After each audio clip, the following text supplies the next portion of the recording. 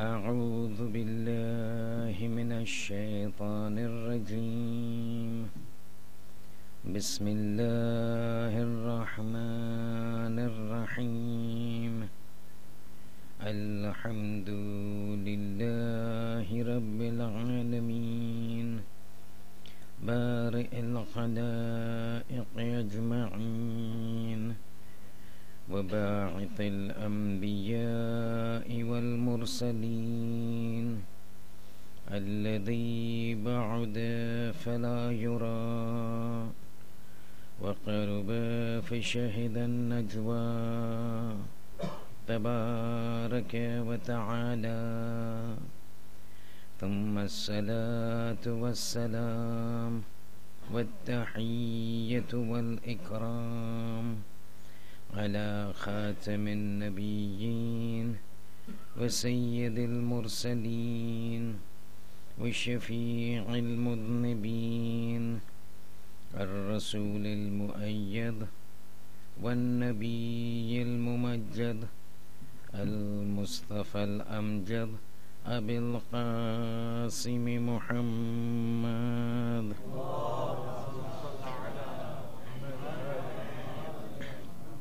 وعلى آله الطيبين الطاهرين المعصومين المظلومين، لا سيما على الإمام المنتظر وحجة الله الثاني عشر ابن العسكري المنتظر، ولعنة الله على أعدائهم أجمعين من الآن إلى قيام يوم الدين.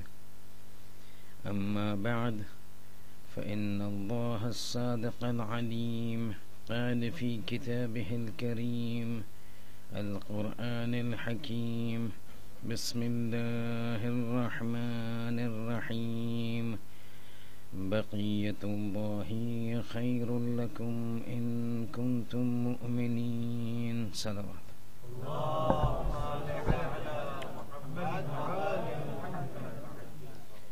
Brothers and sisters, Assalamu alaikum wa rahmatullahi wa barakatuh.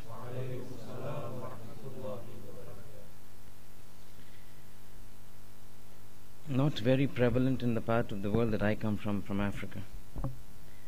But here, all of you all are aware of something that is called the GPS navigation system, the TomToms. So you set up your coordinates, your starting point, and your ending point, your target destination. It automatically prepares the route for you to take to reach a destination. And all those who use the TomToms and the navigation system do realize that in case you miss a turn or you face a certain traffic and you turn other than the turning that has been given by the voice controls, it automatically reroutes and calculates the location of the destination and reroutes you, providing another alternative route to go home or to destination. Up to the fourth night, I was going according to my scheduled route that I had planned. Last night messed it up, because despite taking more than an hour, I realized I had not moved anywhere. As a result of which, I had no option except to recalibrate and reroute my entire schedule for the remaining few nights. As a result of which, I had no option except to make a few changes in the way the lectures were supposed to be delivered. And that is how it's going to come now. If you remember, we started with the signs, and we had indicated that we would be discussing the signs that would indicate on the arrival of the 12th Imam. And in explaining these signs at the very first lecture, which was the fourth lecture, I had indicated that the signs that the traditions that speak about the signs of the arrival of the 12th Imam can be categorized into three categories. The first that indicate the general circumstances that would be prevailing at the time of the arrival of this Messiah. And the second would be those signs that indicate that the arrival of the Imam is nigh, is near. And the third category, meaning those signs that would take place and indicate that within less than a year, in some cases less than a few months, in some instances less than 15 days, the Imam's arrival has been prophesied. In view of last night's lecture, I have had an option, in fact I had no option except to now recalibrate. And the second and the third I will combine and take it forward. Because if I were to separate them out, then where I want to lead you to, up to the 11th Majlis of mine, which will be on the day after the Ashura, which will be on Friday night, I would not reach. So you will have to bear up with me. One, that I will be combining certain things together. Two, I will need to go at a faster pace. I already go at a very fast pace. I might need to go a little faster. That would require a little more concentration from your side. Sallu ala Muhammadin wa ala Muhammad.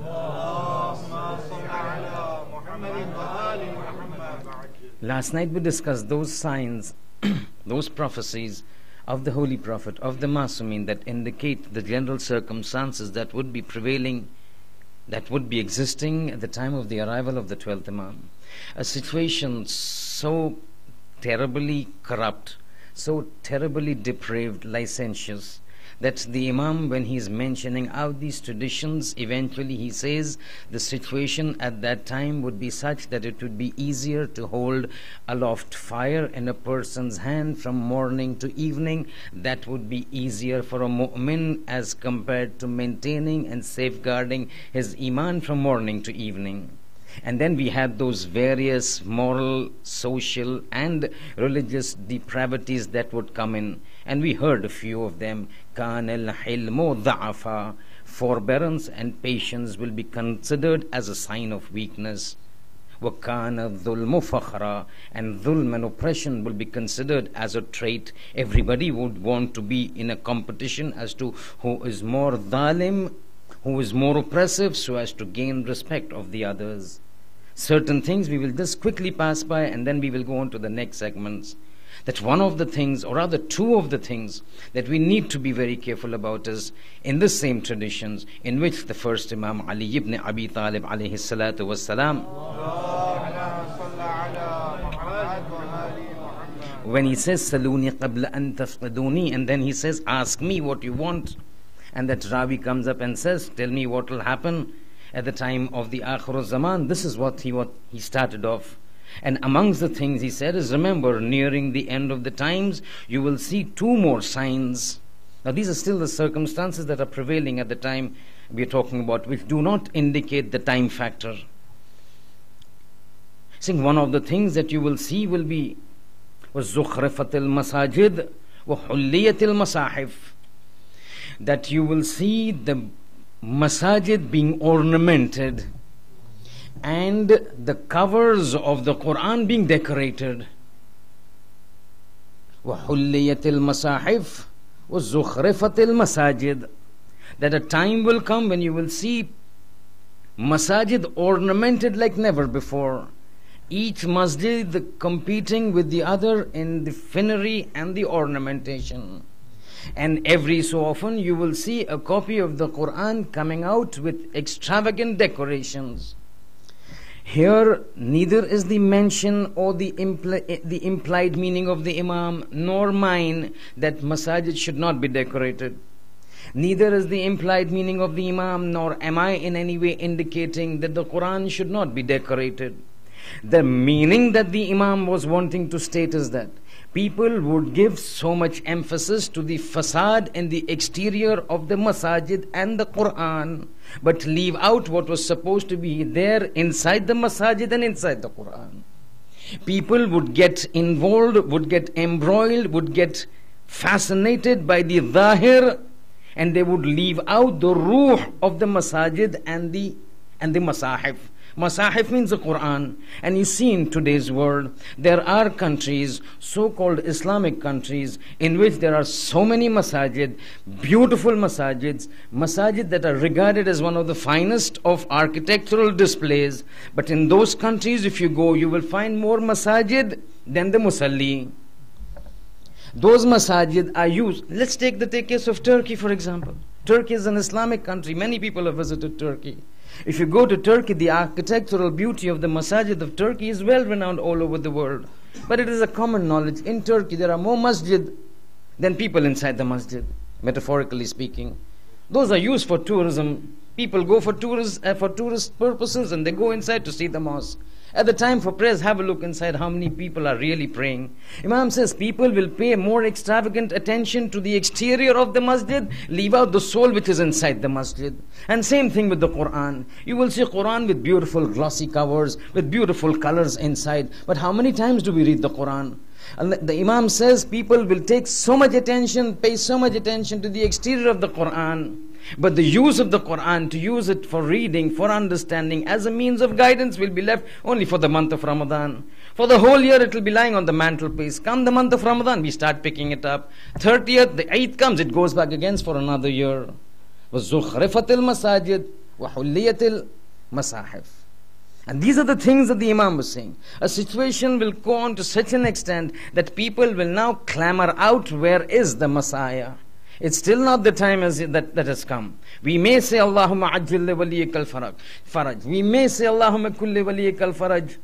Allahumma kulli waliyikal faraj. After every prayers and the houses, whenever you are in trouble.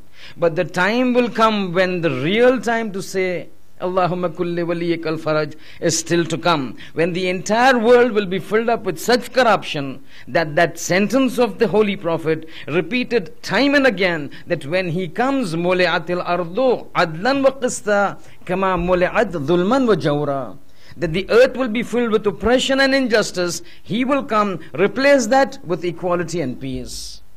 But now as we move forward, the second category of the signs that we want to discuss consists of those signs now that we are combining between those signs that indicate the nearness of the arrival of the 12th Imam and the immediate advent of the 12th Imam.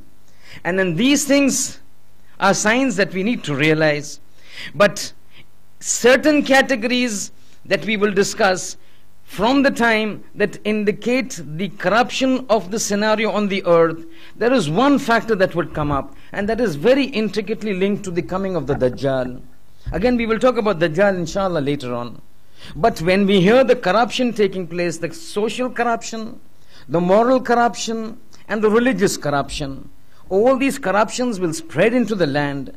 Depravity will spread into the land. Oppression will be spreading into the land. Corruption will be spreading into the land.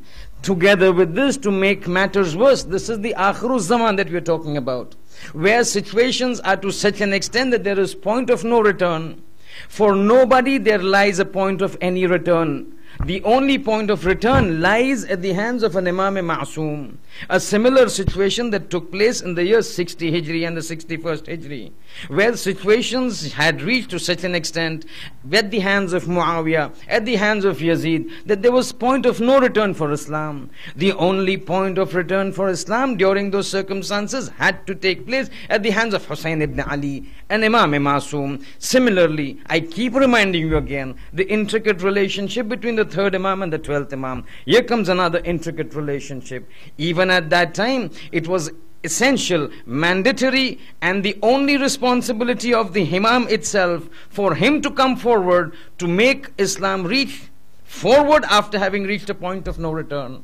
And this same thing will happen at the time of the 12th Imam. The world would be standing at a stage where there would be point of no return. There will be a clamor, save us, save us.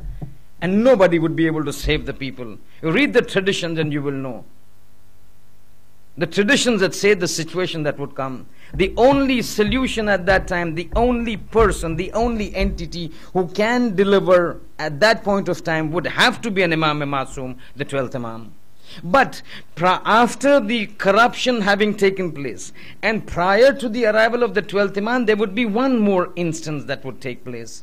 there would be one more upheaval that would take place. Thus you heard about corruption, about dhulm, about oppression, about persecution. To couple and make matters worse, another incident will take place. You can't call it an incident. Another phase would come which would add to the woes and double the troubles that the people would be facing at that time. Eventually it has to be vanquished by the divine guide. Things will reach to a state, and this factor, after the corruption has taken place, slowly seething in prior to the arrival of the 12th Imam, stated by none other than Sheikh Mufid alayhi rahmah. Now Sheikh Mufid, I had indicated a couple of lectures earlier, a scholar in our Islamic, in the Shiite Islamic theological history par excellence. If you were to identify and name 5 individuals from the time of Sheikh Muhammad ibn Yaqub Khulaini, that is just at the time of Ghaibat al-Sughra. The first, if you were to name 5 people from the time the Imam became Ghaib till the time now, one of the names has to be Sheikh Mufid. Has to be Sheikh Mufid. A scholar beyond parallel. A person who has authored more than 200 books. But again, people write books. That may not be a criteria, you might say. But definitely, if you find somebody who's been addressed by the Imam as a Shaykh al-Sadiq, definitely you would look up and think about him. Tawqi'at, the letters that are written by the 12th Imam are referred to as a tawqi'. They're not called letters. They're not called rasail. They are called tawqi'at, letters written by the Imam. He was one individual whom the Imam wrote maximum number of letters written to an individual. Sheikh Mufid. Who's Sheikh Mufid? Sheikh Mufid was a person in whose dreams he sees a lady coming, telling him, I'm Fatima. Fatima to Zahra salawatullahi wa salamuhu alayha. With her, he sees in her dreams carrying 2 small children. She says, Ya Sheikh, this is Hassan, this is Hussein. Then she passes on the children to him and says, Ya Sheikh, allimhum al-fiqh. Teach them fiqh. Morning, Sheikh Mufid gets up, says, what is this dream that I witnessed? Fatima coming, giving me Hassan and Hussein and saying, Ya Sheikh, allimhum al-fiqh. Teach them fiqh. Me, Sheikh Mufid, where Imam Hassan, where Imam Hussein? His whole day goes, not the whole day, the time before he goes for the dars. He was giving dars to his students. He was giving lessons to his students. Confused. Fatima coming, giving me Hassan, giving me Hussein, saying, teach them fiqh. How can I teach an Imam Masum fiqh? What is the meaning of this dream? What is the interpretation of this dream? What is the tafsir of this dream? Confused, perplexed, he goes to his dars. He sits on the mimbar. As he is giving his dars, a lady comes in hijab. 2 sons, one Sheikh Murtada, one Sheikh Radhi, Sheikh Murtada Alamul Huda, Sheikh Radhi, who eventually compiles in Nahjul Balaga. She comes and says, Ya Sheikh, allimhum al-fiqh. So for 2 children, Sheikh Murtada and Sayyid Murtada and Sayyid Radhi, Bibi Fatima comes and tells him, allimhum al-fiqh. This is Sheikh Mufid. This Sheikh Mufid's, the elder brother, Sheikh Sayyid Murtada Alamul Huda. This Sayyid Murtada Alamul Huda grows up, becomes the marja of his time. He has a student, Sheikh Tusi, the same Sheikh Tusi who sets up the house of Najab that we find our Maharaj studying there. This is that link that you are talking about. Still we don't want to take notice of Sheikh Mufid. Now if you will take notice that it has been reported that when Sheikh Mufid died and passed away, when he was buried, the next day it was indicated that Imam Zamana had come to his grave and written a marthiyah. Hadha al-yawm ala ali Rasul azimun. O Sheikh, today when you have passed away, it is a day of immense grief and sorrow upon the Ali Muhammad. Imam Zamana is writing about Sheikh Mufid. This Sheikh Mufid we are talking about. Yesterday you heard about Ibn Babawai. This is another Sheikh Mufid. But Sheikh Mufid is Sheikh Mufid. He writes in his book Al-Irshad, Kitab al-Irshad. Ajab book this is. In Kitab al-Irshad, he's mentioning the items, the signs that are going to come prior to the arrival of the 12th Imam. This is what I want to point out. During the the phasing in of the corruption and licentiousness and persecution and oppression. And prior to the arrival of the 12th Imam, another phase would come which would couple this oppression manifold, make things more difficult. And what is that?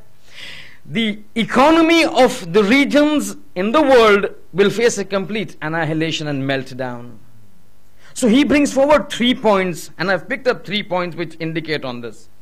First, livelihood and sustenance will become strained upon the people. Everybody will be complaining. They cannot run their lives. We see it happening. Economic meltdown that is taking place across the world. The recession that the world goes. The economy that is going. Everybody is complaining there's a problem, there's a problem. This would get worse. People would suffer. People would have a problem facing the financial sustenance. This is something that is going to happen. Along with this, the financial problems and the financial hit that everybody will take. And we can see, we've seen it happening. We've seen the recession coming. We've seen it, the troubles that people go. People have gone bust. People have gone bankrupt. People have had to close down their businesses, enter into jobs, and the likes of it. But things will get worse. And to make matters worse, even worse, is that natural calamities will come. One of the things is the shortages of food. Again, these are all preparations, these have been prophesied. And if you link these things up that I'm saying to the arrival of Yajuj and Majuj and to the arrival of Dajjal, they form a very intricate and complete link of what will happen up to the day of judgment. But here it is said that financially people will take a big hit. People will clamor and cry out, there is no money to run our lives. Together with it, to make matters worse, there will be shortage of food. Famines will strike regions. Droughts will strike regions. The earth will not give out its bounties. Because I've told you yesterday, last night we discussed, all the barakat from the earth and the skies have a direct and intricate link to the actions of the people. So if the people believe, do taqwa, and we recited the ayat of the Quran is saying, if the people of a certain region do taqwa and exhibit piety towards me, لَفَتَحْنَا عَلَيْهِمْ بَرَكَاتٍ مِّنَ السَّمَاءِ وَالْأَرْضِ, we will open out the bounties of the heavens and the earth. Similarly, if the world is filled with oppression and cruelty and despotism and tyranny, those doors of the heavens and the earth are going to remain closed. What happens when the doors of the heavens and the earth remain closed? You get droughts, you get famine. When you get famine means what? Shortage of food. Saying still to make matters worse at the final stages before the arrival, you've got persecution and corruption and depravity. Then you have shortage of money and sustenance and livelihood. Then you will have droughts and famines which will reduce the crops and the harvests. And to make matters worse, in those times there will be numerous attacks of locusts. You know locusts? Have you heard and have you read on how locusts attack?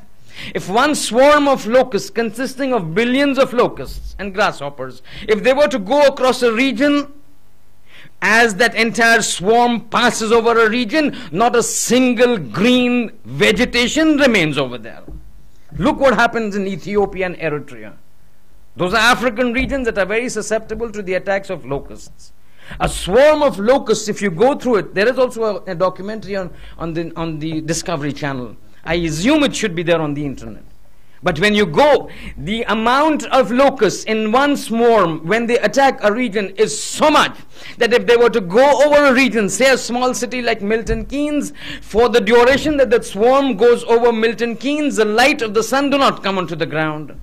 They pass, they take away everything, no vegetation remains. Saying in those last days there will be numerous attacks of locusts, again hitting the crops. A situation where it's too disastrous even to understand. But this is what Sheikh Mufid has mentioned. But now, as we move forward, we come to the time when the arrival is now coming closer and new signs manifest. And again, these are the signs that have been prophesied to us by our Imams and the Masumin and the Holy Prophet.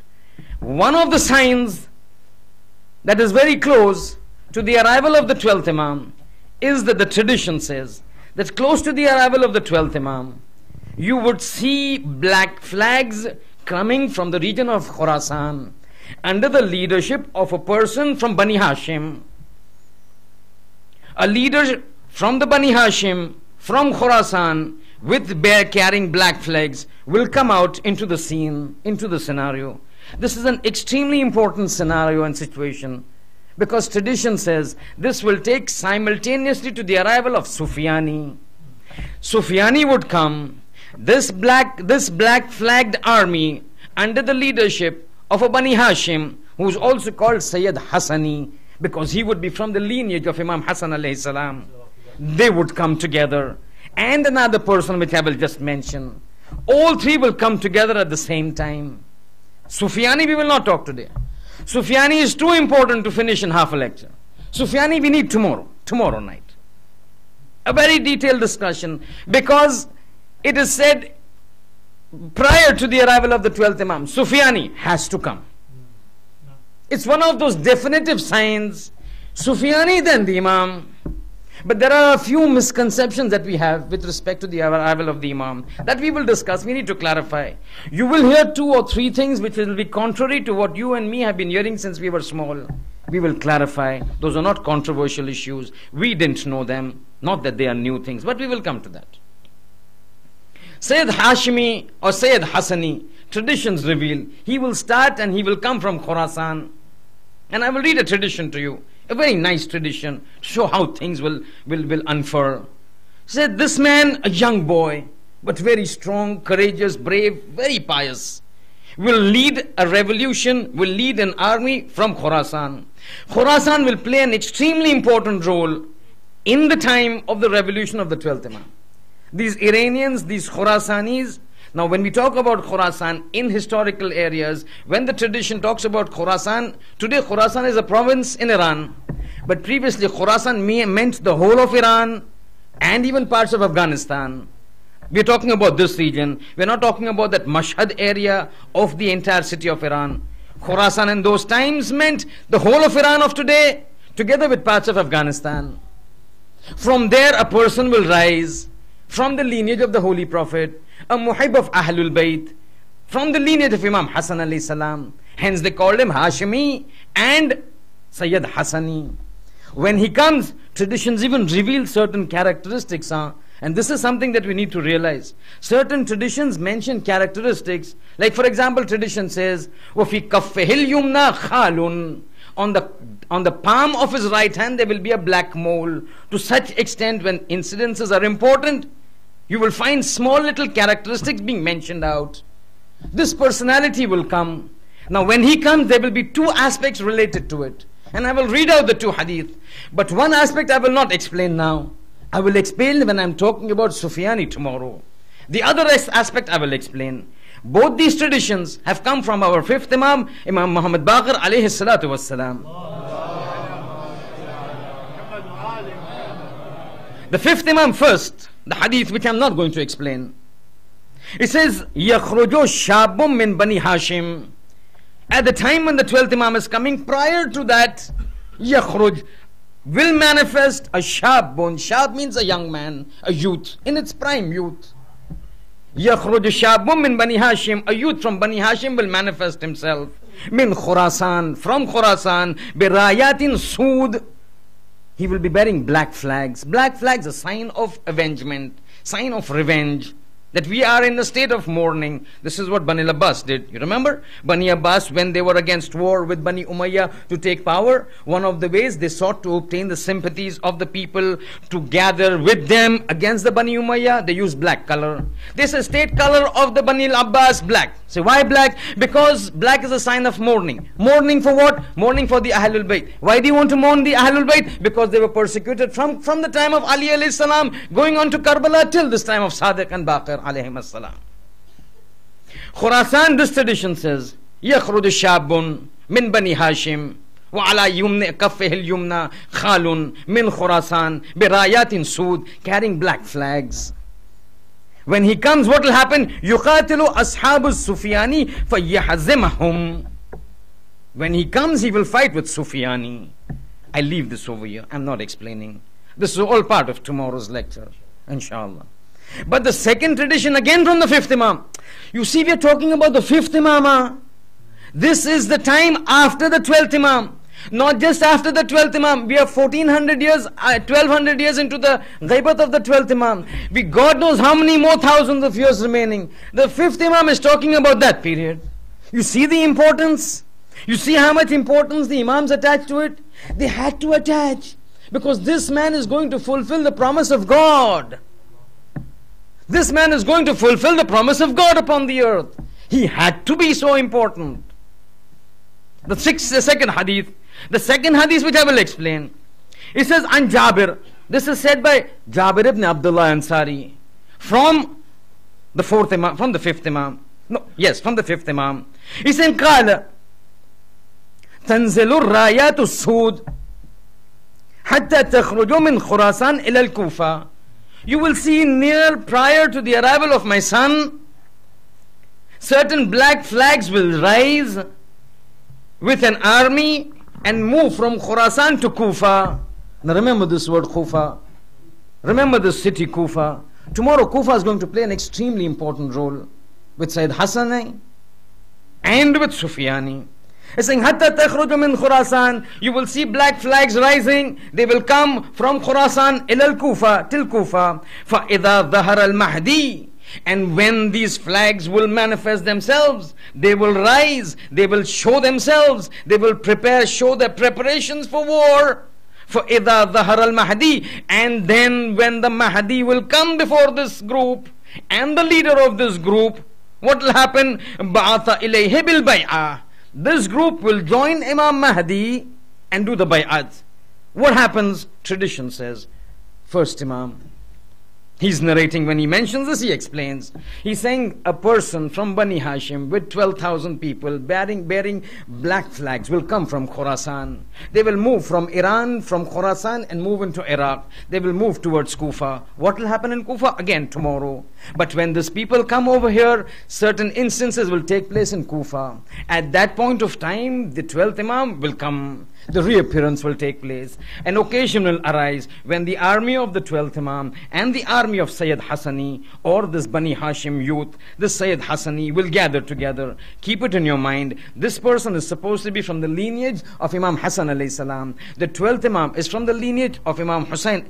The Sayyid Hassani is from the lineage of Imam Hassan alayhi salam. The 12th Imam is from the lineage of Imam Hussain alayhi salam. Tradition says both these armies come face off with each other. Right now, Imam's army is there. This army of Sayyid Hassani, 12,000 strong army, as they face off each other, Imam says that I have been given the authority to spread justice and peace in this world. So Sayyid Hassani will initially confront him. Not that he wants to confront him. He knows who's the Imam. But it is for the people that people need to know that what he is doing is not out of family affiliation. It is because that this person that Sayyid Hassani is talking to is the real Messiah, is the real Savior. Tradition says, Sayyid Hassani will say, Yabna oh my cousin, how do you say that you have the authority to spread peace and justice on this earth, whereas you belong to the lineage of Imam Hussain, and I belong to the lineage of Imam Hassan, and you know that Hassan was elder to Hussain, so I should have the authority and I should have the priority to spread justice and peace on this world. At that time, Imam Mahdi will tell him, don't you know I am the Mahdi? Don't you know I am the prophesied Messiah? At that time, Sayyid Hassani will say, I will accept it if you will prove your claims. Every claim needs to be corroborated. Every claim needs to be substantiated. You just can't claim something without substantiating. Sayyid Hassani knows that he is the Mahdi. Sayyid Hassani knows that he is the Maw'ud, the prophesied one. But to make his 12,000 people also, everyone is not of the same level of Iman. Everybody doesn't have the same level and intensity of Aqidah. To prove to them that this man is the Prophet's Messiah, this drama is being enacted out for the sake. Same thing that you saw on the 2nd of Muharram when Imam Hussain was entering Karbala. Hussain did he not know that he's entering into Karbala? But because of the significance and the future ramification of this event, people needed to be informed and informed in a divine way. Similarly here, Sayyid Hassan, using divine parameters to prove to the people that this man is the promised Messiah. What happens? Imam Ali says, Sayyid Hassani will come and tell the Imam, if you are the Mahdi, prove yourself. Tradition says, Ali is saying, when Hassani says to him, to my Imam Mahdi, prove yourself. Imam will look to the skies, a small bird would be flying. Remember we had talked about Wilayat al-Takwiniya? A small bird would be flying. Imam would turn and point to that bird. As soon as the Imam would point to the bird, these are traditions, You want references? I will give you. The bird is flying into the skies. Imam points to the bird comes. Imam puts his hand out. The bird comes and sits on the Imam's hand. Imam says, bear witness, tell them who I am. By the power of God, the bird will come out in speech. And then he will bear witness that you are the promised Messiah. Everybody is looking. But this is just one incident. It could be a coincidence. Imam says, no, I will give you more proofs. He looks around, tradition saying, he will look around. He will see a piece of wood, a trunk of a tree, dried, cut off from the ground, severed from the roots, lying onto the ground. We're talking about a desert region of the Middle East. He will see a ground, he will see a desert, he will see a dried piece of wood, a trunk of a cut off tree. He will go, he will pick it up, he will bang it into the ground. That trunk would go into the ground. As soon as it goes into the ground, it automatically will begin to bloom and flower. Leaves will come out, flowers will come out, fruits will come out. Now as this is happening, all the other 12,000 people start coming. This is out of the ordinary. This is not normal. You can't just plant a dead piece of wood into the ground and immediately it begins to flower and blossom and gives out leaves and the various fruits. He says, no, I'll give you more. Saying, now what you want to prove? Saying, I want to prove things to you that there remains no doubt as to who I am. He will look, tradition says, first Imam is saying, my son will look around, he will see a piece of rock, a slab of rock. He will go to that slab of rock, pick up that slab of rock, he will hold it in his hands and he will press it. As soon as he presses it, the entire piece of rock crumbles into powder. He will still not stop at that. He said, give me some water. Water will be given to him. This crumbled, powdered piece of rock, he will put water into it, he will make it into a dough as soft as a candle. The rock that was there becomes soft as a candle. As soon as Sayyid Hassani sees this, he will go on his knees. He says, Yabna Mahdi, Ya Mahdi, show me your hand. I am the first one to do the bay'ats. As soon as he does the bay'at, the 12,000 people will do the bay'at. All of them will join the army of the 12th Imam. This is what the 5th Imam said. He says, وَإِذَا فَإِذَا ظَهَرَ الْمَهْدِي, when the Mahdi will come, and he will come face to face with Hassani, بَعَثَعُ إِلَيْهِ بِالْبَيْعَةِ, he will join him and do the bay'ats. But together with this Sayyid Hassani, the tradition says, prior to the arrival, there will be the arrival of one more personality. One more personality by the name of Yamani or Yamani. This Yamani is a person that would be coming from the region of Yemen. And coming from the region of Yemen, the tradition that talk about this personality is ajib. I will read it out to you. It's just amazing. The rank of this person, Yamani. In fact, we've got traditions, before the arrival of the 12th Imam, Khurujul Yamani Mahtum. Mahtum means Hatmi. Urdu we say Hatmi. Hatmi, Hatmanu abis Gujarati mein apne kiya. We say it, right? Saying this man is bound to come. It is a definite, prophesied, decreed ordainment of Allah subhanahu wa ta'ala. This man is going to come, a Yamani. And then the tradition says, look at this tradition, again from the 5th Imam. He says, Khuruju Sufyani wal Yamani wal Khurasani fi sanatin wahida fi shahrin wahid. Sufyani, the arrival and the manifestation of Sufyani. The arrival of Khurasani, Sayyid Hassani, and the arrival of Yamani or Yamani is going to take place in the same year. And this is going to be the same year in which the 12th Imam comes. In fact, I will tell you tomorrow, from the time when Sufyani stands up, tradition has even mentioned, from the time Sufyani stands up till the time the Imam reappears, the amount is, the time is given. The duration of the period of Sufyani's reign given, but again that's tomorrow. This is the trailer, right? So that you come tomorrow. At that time, this tradition says when this Yamani comes, understand and look at this tradition. Says when this Yamani comes, don't take this person lightly. He's not an ordinary man. 3 of them coming at the same time. Sufyani, Sayyid Hassani and Yamani. This tradition says when this Yamani comes, وَإِذَا خَرَجَ الْيَمَانِ فَانْحَضْ إِلَيْهِ, as soon as if you are there At the time when you see this Yamani coming, don't wait. Rush to him. Run to him. Join him quickly. Don't wait. فَإِنَّ رَعَيَتَهُ رَعَيَةُ هُدَى. For his flag and his ideology is the flag and the ideology of truth. لا يحل للمسلم أن يلتوي عليه. It is not behooving, it is not permissible for anybody to turn away from the force and the group of Yamani. فَمَنْ فَعَلَ فَهُوَ مِنْ أَهْلِ النَّارِ لِأَنَّهُ يَدْعُو إِلَى الْحَقِّ. Whoever sees Yamani should rush to him. Make sure you don't turn away from him. For one who turns away from him, he will land up into the fires of hell. Very rarely for an other than Masoom, you find traditions giving this sort of an expression. You will find, if you turn away from the vilayat of Ahlul Bayt, this is the punishment.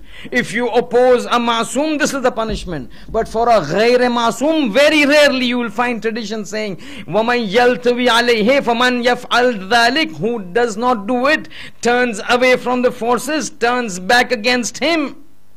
فَهُوَ مِنْ أَهْلِ النَّارِ. Very few understand the importance of these individuals. So all three, Sufyani, Hassani and Yamani will come. We have said, you see Hassani, you need to join him. You see Yamani, you need to join him. We need to know this. What happens tomorrow if somebody comes up and rises and says, I'm Yamani? We don't know about it. One of the faji'ah, one of the tragedies that people will face when the 12th Imam comes, they will not know how he is going to react. Right now, our belief, because we've been hearing from the time of the Holy Prophet till the time of the 11th Imam, something to this extent which is not true, which is not correct, nor is this the ideology of Islam. Say, the Imams were so gentle, they were so docile. Apne Gujarati ma ki Allah miyan ni gai. They were so docile, somebody would slap them and they say, hi, bas, hit me over here. This is not correct, huh? This is not correct. But this is our perception, that our Imams were completely docile. Our Imams were completely very, very gentle. Not that they were not gentle, but they would behave as per the situation demanded. When this Imam will come, because we've seen all the Imams bearing with patience, our understanding is when this 12th comes, he will also be like them. People will come and talk to Imam Hassan rudely and angrily. He would say, my friend, have I hurt you? You are a Musafir. You know that incident? Musafir comes into Medina, sees Hassan ibn Ali. Anta Hassan ibn Ali. Saying, Bala, yes, I'm Hassan ibn Ali. He starts abusing him. You are this, you are that, your father is this, your father is that. Imam says, I see you are a Musafir. I see you don't recognize me. I also see you're tired. If you need food, I'll give you food. If you need money, I'll give you money. Have you got a place to rest? If not, I will give you a place to rest. Come to my house. That person's flummoxed, flabbergasted. He was expecting a cynical retort. This is absolutely different. This man, I'm shouting at him, he's telling me to come to his house. This man I'm abusing, he's saying I'm going to give you money. This is not an ordinary man. A few discussion, few talk, he accepts the filat of Ali and Hassan. But when the 12th Imam comes, there is going to be this characteristic, but not always. He's not going to remain silent. He's got the weight of the prophecy and the promise of God upon his shoulders. He has to fulfill. Understand this. When he comes, it's not going to be like the other 13 Masumin. That okay, if you want to accept me, accept me. If you don't want to accept, not a problem. After this, there is nobody to fulfill the promise of God. So when he comes, he will have only one mentality. He has to clear out the mess that has been created. So when he comes, it's going to be my way or the highway. Understand this. There is no choice. God has to fulfill this. He is the last hujjat. He's been kept for 1,400 years up to now, 1,200. More to come. At that time, everything will go according to God. فَعَالٌ لِمَا يُرِيدُ. I want this done, it will be done. At that point of time, you have these people coming. If we don't know how he's going to behave, we might say, this is not what Ali behaved. You can't be the Imam. Ali never did this. We know Ali never did this. Hassan never did this. Sadiq never did this. You claim to be from the lineage of these people, but you are behaving in a manner contrary to this, what they believe. We will not accept you. We will not accept you means what? Means one way ticket to hell. This is what was the problem at the 6th Imam. 6th Imam would move around with finery and lavish clothes, because at that time the people were very wealthy.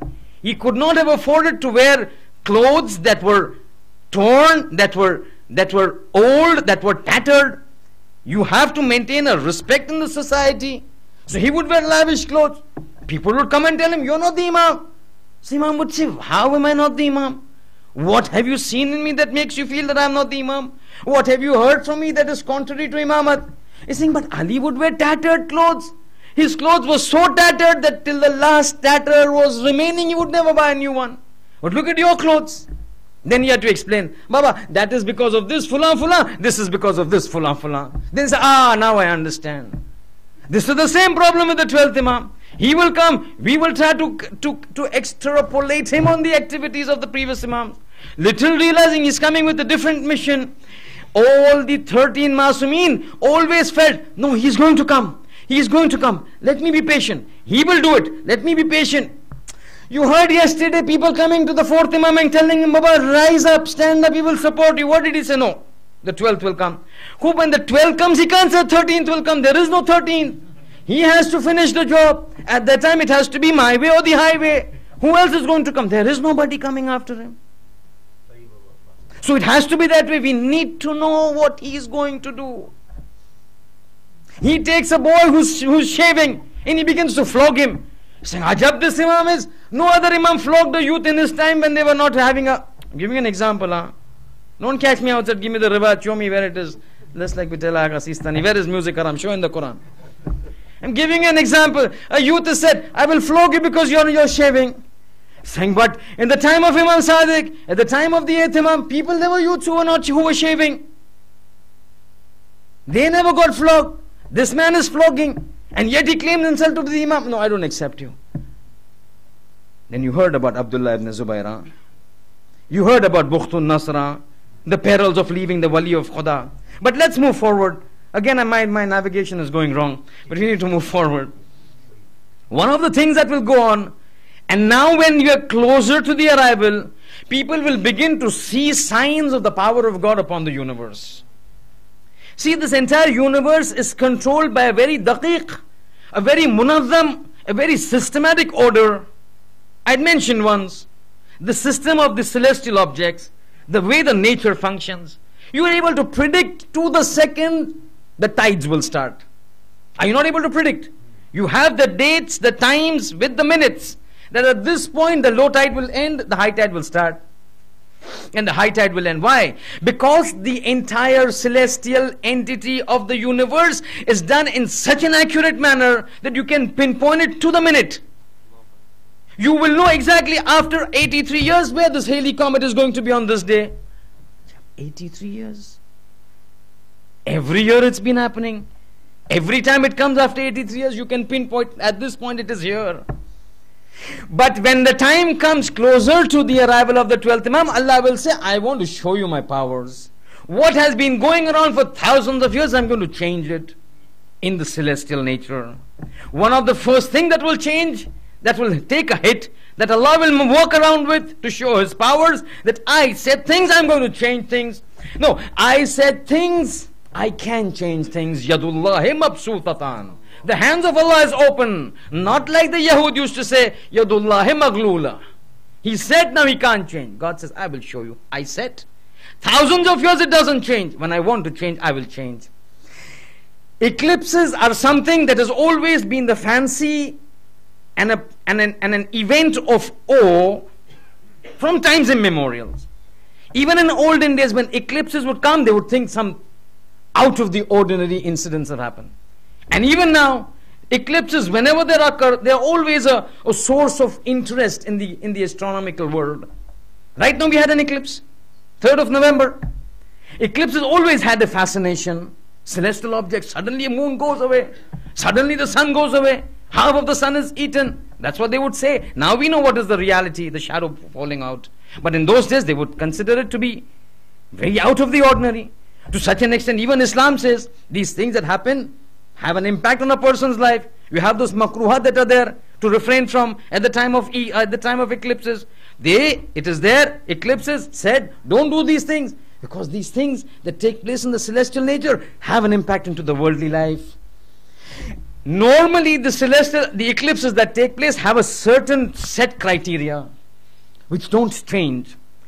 Solar eclipses always occur in the end of the lunar month, and lunar eclipses occur in the middle of the lunar month. Let me repeat, don't get me wrong. I said solar eclipses always occur at the end of the lunar month. Don't tell me 3rd of November is the start of the month. I'm not talking about solar month. 3rd of November on Sunday, when there was an eclipse. I speak from the partial eclipse that was there in East Africa. It was said 3rd of November, solar eclipse. 3rd of November is the start of the solar month. I'm not talking about the solar month. I'm talking about the lunar month. That was the end of Dhul Hijjah. Solar eclipses always take place at the end of the lunar month. Lunar eclipses take place in the middle of the lunar month.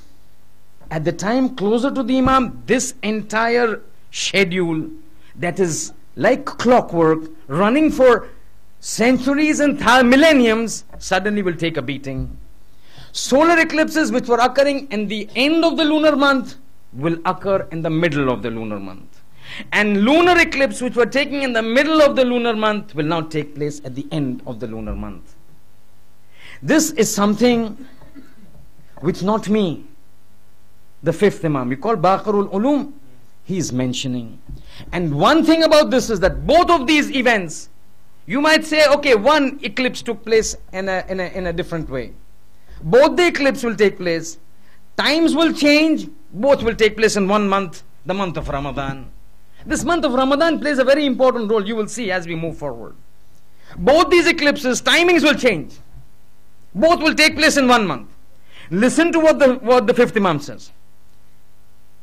He says, when this happens, بَيْنَ يَدَيْ هَذَا الْأَمْرِ, when the arrival of the 12th Imam is coming, you will have khusuful qamar, the lunar eclipse, wa kusuful shams, the solar eclipse. The solar eclipse in the end of the month, the lunar eclipse, the lunar eclipse in the end of the month, the solar eclipse in the middle of the month. So when once this has happened, when this happens, what will happen? Then he says, the 5th Imam, وَلَمْ يَكُنْ ذَلِكَ مُنْذُ حَبَتَ آدَمَ. This event of the solar eclipse taking place in the middle of the lunar month and the lunar eclipse at the end of this lunar month has not occurred from the time Hazrat Adam came from the heavens onto the earth. That means from the time the world was created, this system ran. Before the arrival of the Qaim, this system will change. Then you know what Imam says? وَعِنْدَ ذَلِكَ, when this will happen, يَسْقُطْ, will break down Hisabul Munajjimin. The calculations, the workings, the predictions of the Munajjimin, the astronomers will go haywire, because never have they anticipated this sort of a thing to happen. These are those things that God now comes into the actual world of existence to change.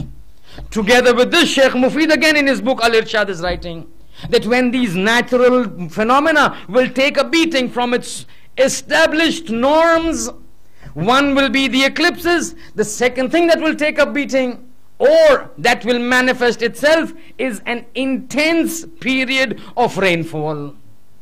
Sheikh Mufid says for 24 days continuously it would rain, but it is no ordinary rainfall. This rainfall that would occur just prior to the arrival of the 12th Imam. The 5th Imam says that prior to the arrival of the 12th Imam, the world will witness an immense period of rainfall.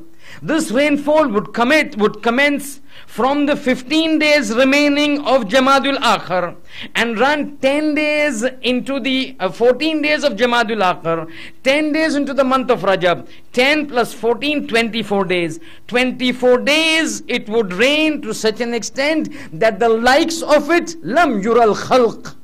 People have never seen this kind of a rainfall. That means now the situation becomes so much that people are clamoring for help. for the surroundings that have taken place, plus these events occur, and then you start seeing things happening in the celestial entity where things are completely going wrong. It is nearing this time that we find that the Savior of mankind will come to sort things out. Many a times the calamities that take place in the celestial nature, in Mother Nature, is a significance or as an indication or as an implicit or explicit manifestation of the wrath of Allah subhanahu wa ta'ala. The wrath. Yesterday you heard about that zilzal, the earthquakes. It is a wrath. Similarly, you will find prior to Qiyamah taking place, the whole world undergoes an upheaval. We don't want to go into that. That has already been discussed.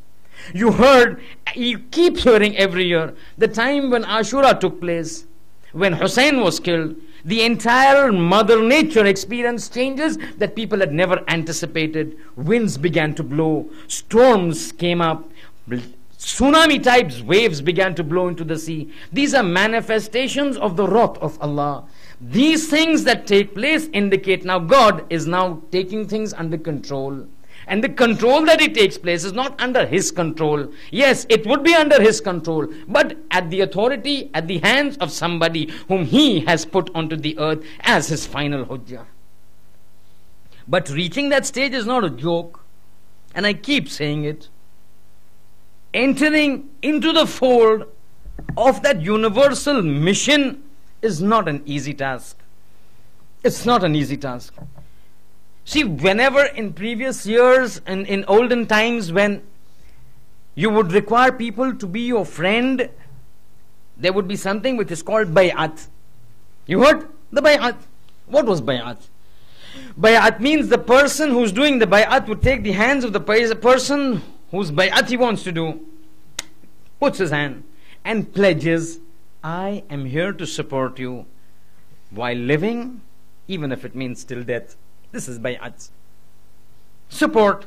Whatever happens, I will support you. If you are in trouble, I will support you. If you are fighting, I will support you. My support is for you. That is bay'at. But when the 12th Imam comes, people can't just go and say, Yabna Rasulullah, give me your hand. I pledge bay'at to you. He says no. This is too important a mission. I cannot get any Tom, Dick and Harry into this.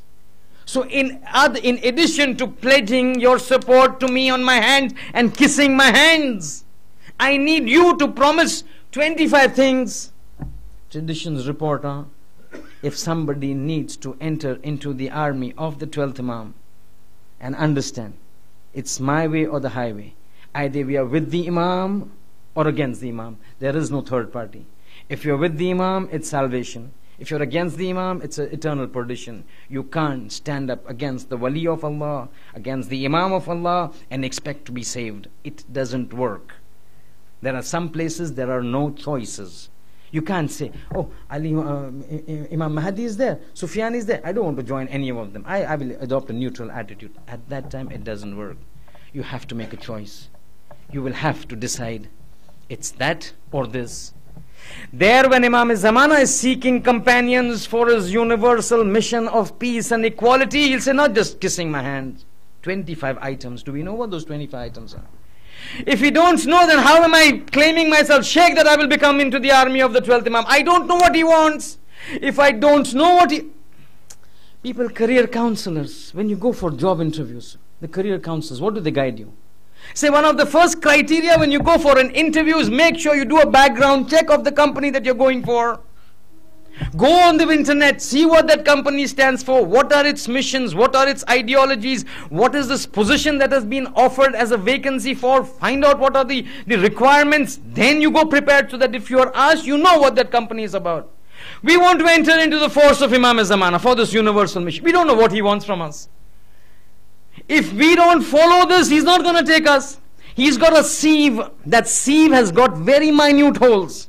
Only individuals of the specific characteristic will go through that sieve into his force. But if I don't know what he wants, I will never prepare. If I don't prepare, I don't fall upon his parameters. If I don't fall upon his parameters, I'm not into his army. If I'm not into his army, I'm against him. Hum fiha khalidun. But in preparation, we've got ideals. We've not been left alone. We've been given characteristics of people. The best of the characteristics for us to prepare is Karbala. One of the things that people look for is what? Is to look for a continuation of the legacy. Continuation of a legacy means what? Children. Children means what? Tarbiyat and development. We need models. Look at Karbala. Maulana Muhammad. Where do you want to go to take ideals and models from? You want to take models from those superstars, rock stars who spend their entire lives taking weed and drugs, and then expect us and our children to become part of that universal mission of peace and equality? It doesn't work. You want to look at those sports. I'm not saying that don't follow sports stars. I'm not saying follow rock stars, sports stars. But the point is, we've got examples. Oh no, Muhammad, small children. But look at their mentality. From tonight we are starting those big nights. Tomorrow 7th, 8th, 9th. Every time we've got individuals that can change our lives. That can change our children's lives. What happened to Maulana Muhammad, you know, right? Hussein leaves from Makkah. He did not take Maulana Muhammad with them. Small children. 8, 9, 10. He did not take with them. You know why? Because the mother of Maulana Muhammad was Zainab. And the father of Maulana Muhammad was Abdullah ibn Ja'far Tayyar. Abdullah, the son of Ja'far Tayyar. At this point, when Hussein is leaving Makkah to go to Karbala, Janab Abdullah is very old. Extremely old. Almost to the extent of becoming blind, if not blind. Extremely old, extremely weak. Hussein says, "Oh no, Muhammad, you cannot come.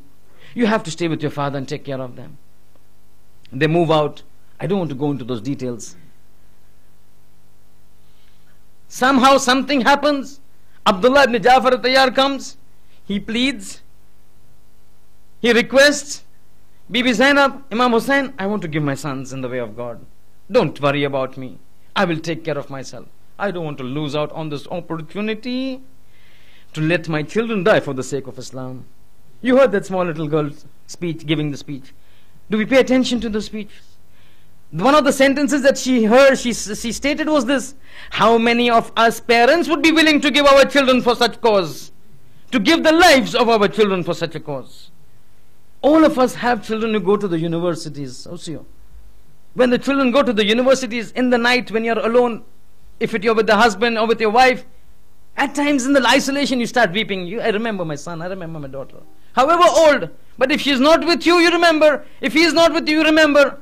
This parent is not that he will see on Muhammad afterwards. He's saying, "Go, I want to sacrifice my children for the cause of Islam." And what happens? The entire kafla goes. I don't want to go into details. I'm rushing, I'm fighting against time.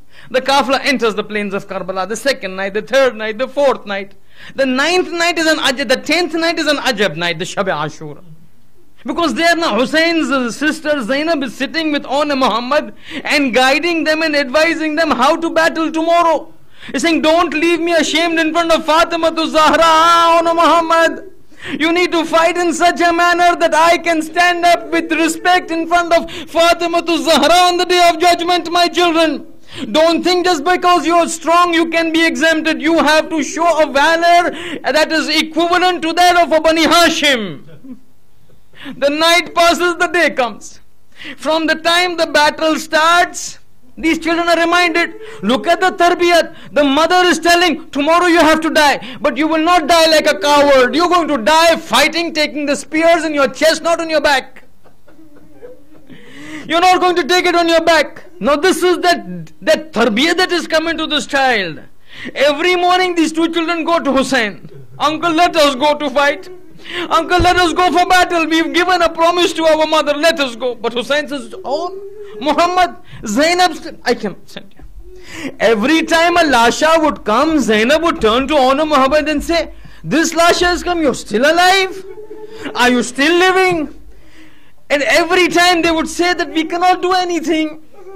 Till such a time that one of the closest persons, even closer than Maulana Muhammad, Ali Akbar, the lash of Akbar comes. Now when she sees the lash of Akbar before her and Maulana Muhammad standing, now Zainab cannot take it. Anger comes on her face. Akbar has come. Maulana Muhammad, you're living. Last night I told you, don't do anything that will leave me ashamed in front of Fatima to Zahra. How am I going to stand up before her? That the son of Hussein has died, but my sons are alive. At that time, little children fold their hands and says, oh mommy, we cannot do anything, because whenever we go to Aka Hussein, he doesn't let us go. Zainab says, come on, I am coming with you. She enters the tent of Hussein. She turns to Hussein and says, oh brother Hussein, do you remember any time when I asked a personal favor from you? Hussein says, Zainab, you've never asked any personal favor. You've never asked anything for yourself. Zainab says, today I've come to ask something for myself. Hussein says, tell me Zainab, what can I do? She turns to Honor Muhammad and says, Hussein, let them go. Hussein, Akbar has come, they are alive, I cannot live. I cannot bear this, let them go. Hussein says, Zainab, you've asked, I cannot stop. Oh Muhammad, go into the battlefield. They come into the battlefield. As they go into the battlefield, little children, 8 years and 10 years, they're hardly able to go, but they fight bravely. You heard that short speech. They fight bravely. Eventually they die. The elder dies. The younger is still alive. The two lashas come into the tent. Zainab looks at them. At that point of time, the younger child folds his hands in the dying moments of his life and says one sentence, oh mama, are you now happy with me? I have died. I am not living now anymore. I am about to go. But still remember 2 minutes. Give me 2 minutes. I want to show you this capacity of Zainab and what she is bearing. Zainab has never given priority to her children. Has never given priority to the children. And she always suppressed her love for Honor Muhammad or her grief for Honor Muhammad. When they were alive, she suppressed her love. When they died, she suppressed her grief. You know why? Because of the fact that she would give priority to somebody else above them. So when Akbar was alive, the priority was Akbar. I love Akbar more. I love Hussein's son more than my children. When Akbar died, the priority shifted to Hussein. My brother Hussein is there. How can I cry over Honor Muhammad? When Hussein died, all the gham was for Hussein. You know this. All along the time when they were going from Karbala to Kufa, from Kufa to Sham, all the time the gham that was there was for Hussein. The gham of Honor Muhammad was suppressed by Zainab. Ajab this is. She never cried over Honor Muhammad as much as a mother ought to cry, because she would give priority to Hussein. When the Kafla reached Sham and Sakina died, the priority shifted to Sakina. Sakina is crying. When they were released from Sham and they came to Karbala for the first Arba'in, again there it was Hussein. So for never during this journey from Karbala to Kufa to Sham to Karbala again, Zainab has never cried her heart out for Honor Muhammad. I want to tell you something about this lady. She always suppressed her gham. Now this entire entourage is going towards Medina. Medina is different. Medina is not the same as Karbala. In Medina there is no Hussein. In Medina there is no Akbar. Zainab enters Medina. Zainab enters the gully, the lane. She sees her house, opens the door, enters. You know the gham of Honor Muhammad now encompassed in her heart. As she opens the door, she sees those small cots of Honor Muhammad, the small pillows of Honor Muhammad. Now her heart comes out. She rushes to the bed, falls onto the bed, picks up the pillows. Oh my Hon, oh my Muhammad, your beds are empty. You have left me alone. This mother now weeps for you. Wa Auna, wa Muhammada, wa sayalamu alladhina dhalam. Ayyamun qalbi.